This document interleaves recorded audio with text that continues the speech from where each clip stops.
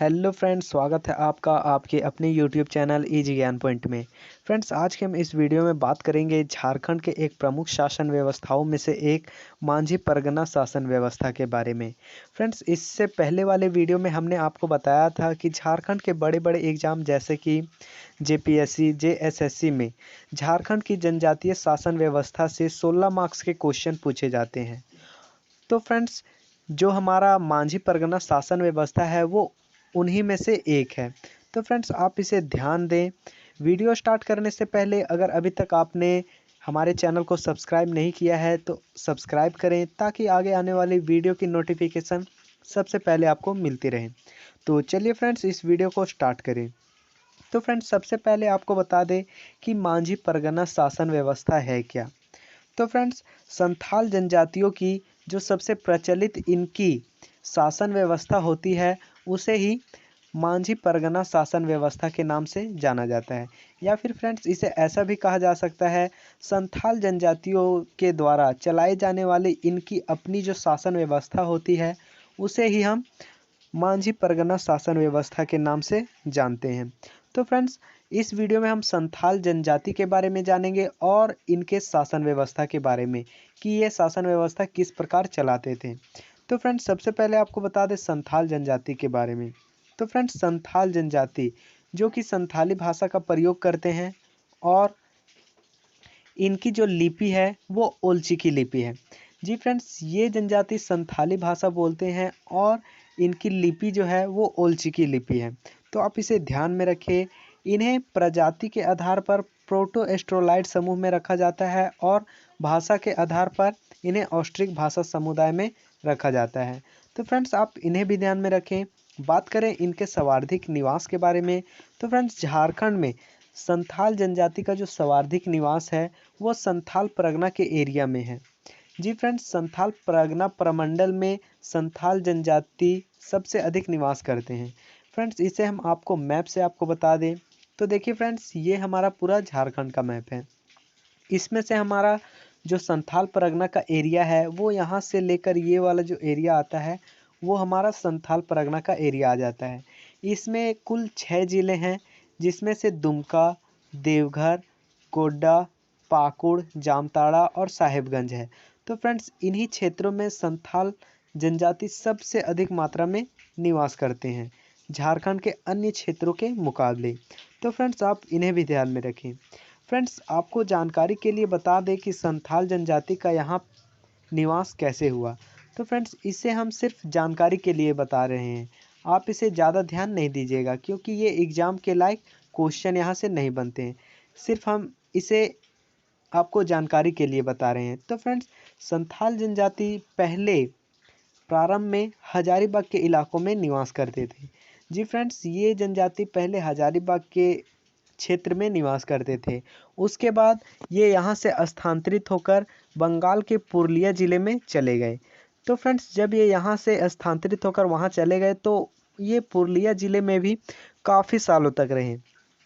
यहाँ पर रहने के बाद ये यहाँ से भी स्थानांतरित होकर ये संथाल परगना के एरिया में आए, यानी कि इस क्षेत्र में आए।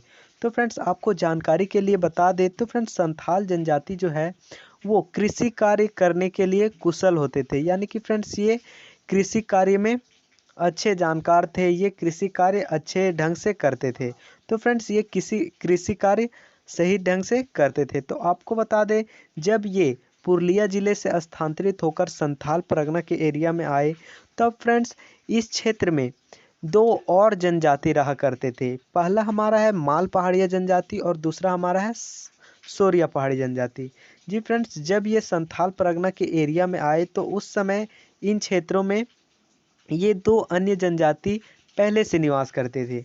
तो फ्रेंड्स, ये जो 2 जनजाति है पहाड़िया समुदाय वाले, ये दोनों जो है वो प्राकृतिक से बहुत अधिक प्रेम करते थे, जिसके कारण ये ना तो प्राकृतिक को कोई हानि पहुंचाते थे, जैसे कि ये पेड़ पौधों को नहीं काटते थे, ज़मीन पर कृषि नहीं करते थे, खेती वगैरह नहीं करते थे, क्योंकि ये धरती को अपनी धरती माता मानते थे और धरती पर हल चलाना इनका मानना था कि हल चलाना धरती माता के पेट चीरने के बराबर होता है। तो फ्रेंड्स इसीलिए ये जो पहाड़िया समुदाय के लोग हैं ये हल नहीं चलाते थे और कृषि भी नहीं करते थे, और इसके अलावा ये पेड़ पौधों को भी नहीं काटते थे। वहीं दूसरी ओर ये जो संथाल जनजाति है वो जब इस क्षेत्र में आए, तब फ्रेंड्स इस क्षेत्र में आने के बाद ये कृषि कार्य पहले से बहुत अच्छे तरीके से करते थे। तो फ्रेंड्स जब ये यहाँ पर आए तो इन्होंने इन क्षेत्रों में जंगलों को काटा, पेड़ पौधों को काटा, झाड़ियों को साफ वगैरह करके इन्होंने खेत का निर्माण किया। खेत का निर्माण करने के बाद इन्होंने हल चलाकर कृषि करना प्रारंभ कर दिया, जिससे पहाड़िया समुदाय के लोगों को ये समस्या होने लगी। समस्या ये होने लगी थी क्योंकि फ्रेंड्स पहाड़िया समुदाय के लोग ये समझते थे कि ये जो संथाल समुदाय के लोग हैं वो हमारी संस्कृति का विनाश कर रहे हैं, वो हरास पहुंचा रहे हैं। तो फ्रेंड्स इस कारण से पहाड़िया समुदाय के लोगों को समस्या होने लगी, और उसके बाद इन दोनों के बीच में एक युद्ध हुआ जिसे सफा होड़ युद्ध के नाम से जाना जाता है। तो फ्रेंड्स आप इसे ध्यान में रखें, इन दोनों में युद्ध हुआ जिसे सफा होड़ युद्ध के नाम से जाना जाता है। तो फ्रेंड्स इनके बीच में इस क्षेत्र में आनाकानी या फिर मतभेद बना रहता था। अब फ्रेंड्स उसके बाद यहाँ पर अंग्रेजों का प्रवेश हुआ। यहाँ संथाल परगना में अंग्रेजों का प्रवेश 1765 ईस्वी में हुआ। जी फ्रेंड्स, अंग्रेजों का जो यहाँ प्रवेश हुआ वो 1765 में हुआ। अंग्रेजों का यहाँ पर आने का मुख्य उद्देश्य क्या था कि यहाँ पर वे कर वसूल सके। तो फ्रेंड्स जैसा कि इससे पहले वाले वीडियो में हमने आपको बताया था कि 1765 में अंग्रेजों को बंगाल, बिहार और उड़ीसा की दीवानी प्राप्त हो गई थी। तो इसीलिए वे इस क्षेत्र में आए, क्योंकि ये क्षेत्र जो था वो बिहार के अंतर्गत आता था। तो फ्रेंड्स वे इस क्षेत्र में आए। तो फ्रेंड्स जब उन्होंने इन दोनों समुदाय के बीच में ये मतभेद देखा तो वे अपना दिमाग लगाने लगे कि वे किस प्रकार यहाँ से कर की वसूली करें। तो फ्रेंड्स उन्होंने यानी कि फ्रेंड्स अंग्रेजों का जो मुख्य उद्देश्य था वो इनसे कृषि करवा करके इनसे कर वसूलना था। तो फ्रेंड्स जब ये बात पहाड़िया समुदाय के लोगों को पता चली तो फ्रेंड्स उन्होंने इनका विरोध किया। वहीं दूसरी ओर जो संथाल परगना के जनजाति के लोग थे वो प्रारंभ से ही कृषि करना चाहते थे, तो इसीलिए उन्होंने अंग्रेजों का समर्थन किया। तो फ्रेंड्स इस प्रकार इन दोनों में ये होते रहा। उसके बाद फ्रेंड्स 1824 में अंग्रेजों के द्वारा एक अधिनियम बनाया गया जिसे दाम इन ए कोह के नाम से जाना जाता है। जी फ्रेंड्स यही अधिनियम 1824 में बनाया गया।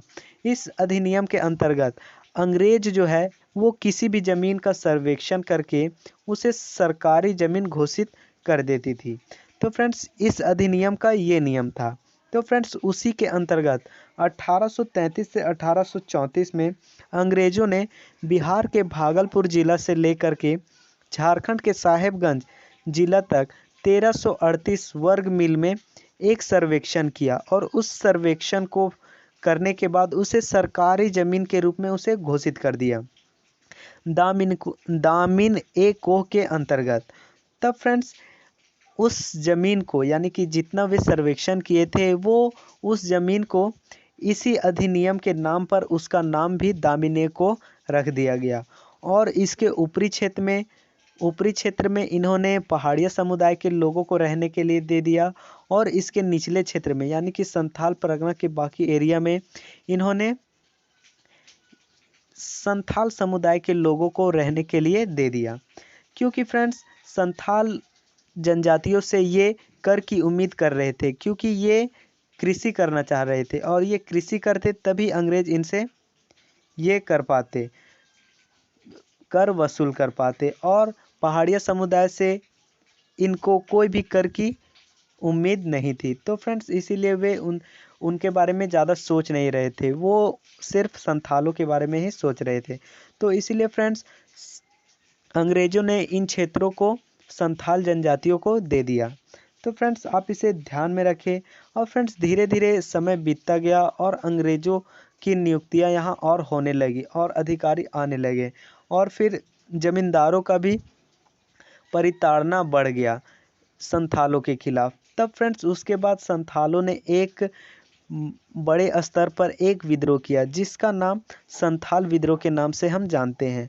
ये संथाल विद्रोह जो है वो 1855 से लेकर 1856 में हुआ था। जी फ्रेंड्स, ये संथाल विद्रोह 1855 से लेकर 1856 में हुआ था। तो फ्रेंड्स इस प्रकार ये जनजाति इस क्षेत्र में आकर रहने लगे और इस प्रकार इन्होंने संथाल विद्रोह किया। तो फ्रेंड्स ये तो था हमारा सिर्फ जानकारी के लिए, आप इसे जानकारी के लिए अपने दिमाग में रख सकते हैं। लेकिन फ्रेंड्स ये अब इनकी शासन व्यवस्था के बारे में आपको बता दें तो फ्रेंड्स इनकी शासन व्यवस्था जिसे हम मांझी परगना शासन व्यवस्था के नाम से जानते हैं उसके बारे में। तो फ्रेंड्स मांझी परगना शासन व्यवस्था जो है वो अन्यों से भिन्न है। यानी कि फ्रेंड्स जो पहले हमने पढ़ा था जैसे कि मुंडा शासन व्यवस्था में, नागवंशी शासन व्यवस्था में, ये सभी त्रिस्तरीय शासन व्यवस्थाएं थी। लेकिन फ्रेंड्स ये जो है मांझी परगना शासन व्यवस्था ये हमारा 4 स्तरीय प्रशासनिक इकाई है। यानी कि फ्रेंड्स ये 4 स्तरीय शासन व्यवस्था है। फ्रेंड्स चलिए इन्हें हम एक एक करके आपको बता दें। तो फ्रेंड्स मांझी परगना शासन व्यवस्था में फ्रेंड्स जो सबसे प्रारंभिक प्रशासनिक इकाई होती है वह ग्राम होती है। जी फ्रेंड्स, ग्राम यानी कि गांव, और गांव के जो प्रमुख होते हैं उसे मांझी कहा जाता है। जी फ्रेंड्स, गांव के जो प्रमुख होते हैं उन्हें मांझी कहा जाता है। उसके बाद द्वितीय स्तर की जो प्रशासनिक इकाई है वह है देश। देश जो है वो 5 से 6 गाँव को मिलाकर बनने वाला ये एक प्रशासनिक इकाई है और इसके जो प्रमुख होते हैं उसे देश मांझी कहा जाता है। जी फ्रेंड्स, इसके प्रमुख को देश मांझी कहा जाता है। उसके बाद हमारा आता है परगनेत, यानी कि तृतीय प्रशासनिक इकाई इसका है परगनेत, और परगनेत के जो प्रमुख होते हैं उसे भी परगनेत ही कहा जाता है। और ये जो परगनेत है वो 15 से 20 गाँवों का समूह रहता है। तो फ्रेंड्स आप इन्हें भी ध्यान में रखें। अगला आता है हमारा है यानी कि इस शासन व्यवस्था का सर्वोच्च प्रशासनिक इकाई जिसे दिसुम परगना के नाम से जाना जाता है। और फ्रेंड्स दिसुम परगना का जो प्रमुख होता है वह दिसुम राजा होता है। तो फ्रेंड्स यही हमारा इस शासन व्यवस्था के 4 प्रमुख प्रशासनिक इकाइयां हैं। इसे हम एक बार और आपको बता दें, इनकी जो प्रारंभिक प्रशासनिक इकाई है वह ग्राम है यानी कि गांव है जिसके प्रमुख मांझी होते हैं। उसके बाद 5 से 6 गांव मिलकर एक देश का निर्माण करते हैं। उस देश के जो प्रमुख होते हैं उसे देश मांझी कहा जाता है। उसके बाद तृतीय स्तर की जो प्रशासनिक इकाई है वह परगनेत है, और परगनेत जो है वो 15 से 20 गाँव का एक समूह रहता है और इसके प्रमुख को भी परगनेत के नाम से ही जाना जाता है। तो फ्रेंड्स आप इन्हें भी ध्यान में रखें। आगे आपको बता दें इस प्रशासनिक व्यवस्था का जो सुप्रीम कोर्ट है यानी कि सर्वोच्च प्रशासनिक इकाई है उसे दिसुम परगना कहा जाता है। दिसुम परगना का जो प्रमुख होता है उसे दिसुम राजा कहा जाता है। तो फ्रेंड्स आप इसे भी ध्यान में रखें। बात करें यहाँ पर, देखिए यहाँ गांव है तो फ्रेंड्स गांव में होने वाली जितनी भी सारी समस्याएं हैं उसे मांझी के द्वारा सुलझाया जाता है। और अगर मांझी के द्वारा दिया गया निर्णय से अगर कोई पक्ष या विपक्ष संतुष्ट ना हो तो वह अपना विवाद देश में लाता है और देश में इस पर अंतिम रूप से निर्णय देने का कार्य देश मांझी के द्वारा किया जाता है। अगर कोई पक्ष इसके द्वारा भी दिए जाने वाले निर्णय से संतुष्ट ना हो तो वो अपना विवाद या समस्या परगनेत में लाता है। परगनेत में इस पर अंतिम रूप से यानी कि समस्या पर अंतिम रूप से निर्णय देने का कार्य परगनेत के द्वारा किया जाता है। अगर परगनेत के द्वारा दिया जाने वाला जो निर्णय है उससे अगर कोई पक्ष या विपक्ष संतुष्ट ना हो तो वो अपना जो समस्या है वो यहाँ पर लाता है यानी कि दिसुम परगना में, और दिसुम परगना में इस पर अंतिम रूप से निर्णय देने का कार्य दिसुम राजा करते हैं। फ्रेंड्स ये इस शासन व्यवस्था का सुप्रीम कोर्ट होता है यानी कि यहाँ पर दिया जाने वाला जो जो निर्णय है वो अंतिम एवं सर्वमान्य होता है। तो फ्रेंड्स आप इन्हें भी ध्यान में रखें। चलिए हम इन्हें एक एक करके आपको बता दें। तो फ्रेंड्स सबसे पहला हमारा आता है ग्राम यानी कि गांव। इन इस शासन व्यवस्था का जो सबसे निचला या फिर प्रारंभिक प्रशासनिक इकाई है वह ग्राम ही है और ग्राम के जो प्रमुख है उसे मांझी कहा जाता है। जी फ्रेंड्स, ग्राम के जो प्रमुख है उसे मांझी कहा जाता है। और फ्रेंड्स, क्वेश्चन इस प्रकार भी पूछा जा सकता है कि संथाल गांव में गांव के प्रधान को क्या कहा जाता है, तो आपका आंसर होगा मांझी। और क्वेश्चन इस प्रकार भी पूछा जा सकता है कि मांझी परगना शासन व्यवस्था में गांव के प्रधान को क्या कहा जाता है, तो आपका आंसर होगा मांझी। तो फ्रेंड्स, आप इसे ध्यान में रखें। चलिए मांझी के कार्यों के बारे में आपको बता दें। तो फ्रेंड्स, मांझी का कार्य जो होता है वो जमीन जायदाद से संबंधित जो समस्या होता है, मामला होता है, गांव में चोरी डकैती का जो मामला होता है, दो पक्षों के बीच विवाद या फिर मारपीट जैसी समस्या को निपटाने का कार्य मांझी के द्वारा किया जाता है। फ्रेंड्स, आप इसे ध्यान में रखें। आगे आपको बता दें, मांझी का जो पद होता है वह प्रशासनिक एवं न्यायिक दोनों होता है। जी फ्रेंड्स, मांझी का जो पद होता है वो प्रशासनिक एवं न्यायिक दोनों होता है। तो फ्रेंड्स, आप इसे ध्यान में रखें। मांझी जो है वो हत्या से जो रिलेटेड जो समस्या होता है उस पर अपना निर्णय नहीं देता है। उस पर जो निर्णय देने का कार्य होता है वो उस क्षेत्र में उस क्षेत्र के राजाओं के द्वारा होता है, हत्या से रिलेटेड। और जो बाकी अन्य बचते हैं, अन्य समस्याएं, छोटे मोटे समस्याओं को मांझी के द्वारा निपटाया जा सकता है। तो फ्रेंड्स, आप इसे ध्यान में रखें। चलिए आगे आपको बता दें। तो फ्रेंड्स, इस शासन व्यवस्था में मांझी का एक सहायक होता है जिसे जोग मांझी के नाम से जाना जाता है। जी फ्रेंड्स, इस शासन व्यवस्था में मांझी का एक सहायक होता है, उसे जोग मांझी के नाम से जाना जाता है। फ्रेंड्स, किसी कारणवश अगर मांझी की अचानक मृत्यु हो जाए या फिर वो कहीं चले जाए तो इनके कार्यों को करने का जिम्मा जोग मांझी को होता है। तो फ्रेंड्स, आप इसे भी ध्यान में रखें। जोग मांझी का जो ओरिजिनल कार्य होता है वो जन्म एवं विवाह से संबंधित मामलों का निपटारा करना इसका कार्य होता है जोग मांझी का। तो फ्रेंड्स, आप इसे भी ध्यान में रखें। जोग मांझी का एक सहायक भी होता है जिसे जोग प्रमाणिक के नाम से जाना जाता है। जी फ्रेंड्स, इसका एक सहायक होता है जिसे जोग प्रमाणिक के नाम से जाना जाता है। चलिए आगे आपको बता दें। तो फ्रेंड्स, एक पद और होता है जिसे गोड़ाइत कहा जाता है। फ्रेंड्स, गोड़ाइत का जो कार्य होता है वो संदेश को पहुंचाना होता है। यानी कि फ्रेंड्स देखिए, जो मांझी के द्वारा दिया जाने वाले आदेश को ये गांव वालों तक पहुंचाता है और गांव वाले लोगों की समस्याओं को ये मांझी तक पहुंचाता है ताकि मांझी उनके समस्याओं को निपटारा कर सके। तो फ्रेंड्स, आप इसे भी ध्यान में रखिए। चलिए आगे आपको बता दें। एक होता है टसई टांगेर। फ्रेंड्स, टसई टांगेर गांव का सिपाही होता है। जी फ्रेंड्स, क्वेश्चन ऐसे भी पूछा जा सकता है, संथाल गांव का सिपाही किसे कहा जाता है, तो टसई टांगेर। या फिर ऐसा भी क्वेश्चन पूछा जा सकता है, मांझी परगना शासन व्यवस्था में टसई टांगेर कौन होता है, तो गांव का सिपाही होता है। तो फ्रेंड्स, आप इसे भी ध्यान में रखिए। फ्रेंड्स, इसका कार्य होता है गांव को बाहरी आक्रमण से बचाने का। जी फ्रेंड्स, टसई टांगेर का कार्य होता है गांव को बाहरी आक्रमण से बचाना। तो फ्रेंड्स, आप इन्हें भी ध्यान में रखें। एक होता है चौकीदार। चौकीदार चौकीदार का कार्य मांझी के आदेशानुसार किसी को गिरफ्तार करना। तो फ्रेंड्स, ये होता है चौकीदार का कार्य। तो फ्रेंड्स, हमारा जो प्रारंभिक प्रशासनिक इकाई है उसमें इतना ही है। चलिए इसे हम एक एक बार और आपको बता दें। तो फ्रेंड्स, मांझी परगना शासन व्यवस्था में जो सबसे निचला प्रशासनिक इकाई है वह ग्राम यानी कि गांव है और इसके जो प्रमुख होते हैं वो मांझी होते हैं। मांझी का कार्य जमीन जायदाद से संबंधित समस्या, गांव में चोरी डकैती से संबंधित समस्या, दो पक्षों के बीच विवाद या मारपीट की समस्या को सुलझाने का कार्य इन्हीं का होता है। फ्रेंड्स, इनका जो पद होता है मांझी का वो प्रशासनिक एवं न्यायिक दोनों होता है। फ्रेंड्स, मांझी का एक सहायक होता है जिसे जोग मांझी कहा जाता है। जोग मांझी का ओरिजिनल कार्य जन्म एवं विवाह से संबंधित विवादों का निपटारा करना होता है। अगला आता है हमारा इसका एक सहायक होता है, यानी कि जोग मांझी का एक सहायक होता है जिसे जोग प्रमाणिक कहा जाता है। एक होता है गोड़ाइत। गोड़ाइत गांव का संदेशवाहक होता है।